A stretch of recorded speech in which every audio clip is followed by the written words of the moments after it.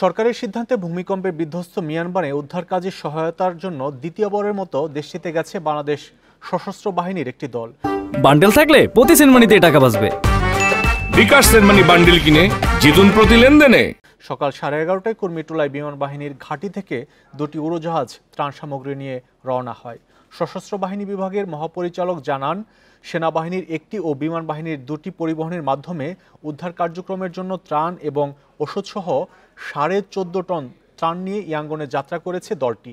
55 সদস্যের সহায়তাকারী দলের নেতৃত্ব দিচ্ছেন কর্নেল মোহাম্মদ শামীম ইফতেখার। এতে উদ্ধার অভিযানের জন্য সশস্ত্র বাহিনীর 34 সদস্যের বিশেষ দল এবং চিকিৎসা সেবার জন্য 21 সদস্যের মেডিকেল টিম রয়েছে। এর আগে রোববার 16.5 টন সহায়তা পাঠানো হয় বাংলাদেশের পক্ষ থেকে।